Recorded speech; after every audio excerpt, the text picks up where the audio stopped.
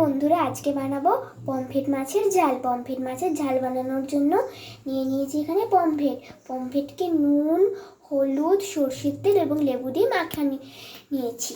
আর এখানে নিয়েছি ফোড়নের জন্য লাগবে কালো জিরে, কাঁচা লঙ্কা, এখানে আছে ধনেপাতা, পেঁয়াজ বাটা, আর এখানে সর্ষে বাটা। সর্ষেকে নুন, কাঁচা লঙ্কা এবং রসুন দিয়ে পেস্ট করা হয়েছে। মাছটাকে ভেজে নেব। কড়াই তেল দিয়ে দিচ্ছি, সর্ষের তেলের ব্যবহার করছি। এবার মাছগুলোকে ভেজে নেব।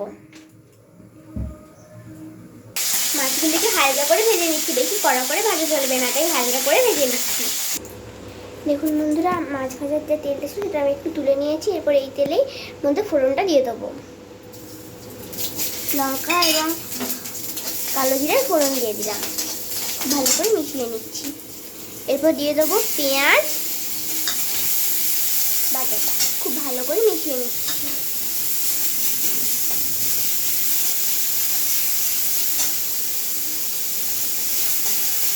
মশলা থেকে তেল ছেড়ে গেছে, এরপর দিয়ে দেবো সর্ষে বাটা,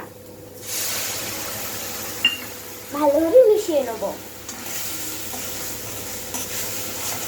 এরপর একে একে দিয়ে দেবো হলুদ গুঁড়ো, লঙ্কা গুঁড়ো, ভালোভাবে মিশিয়ে নেব।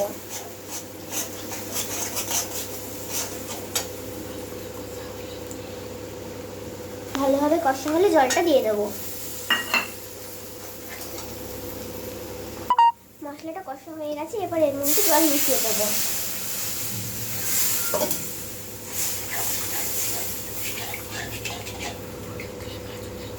মশলাটা ফুটে উঠলে এর মধ্যে দিয়ে দেবো মাছগুলো। ঝোল ফুটে গেছে, মাছটা দিয়ে দিচ্ছি। এরপর ওপর থেকে ধনেপাতাগুলো দিয়ে দেবো, ভালোভাবে ছড়িয়ে দেবো।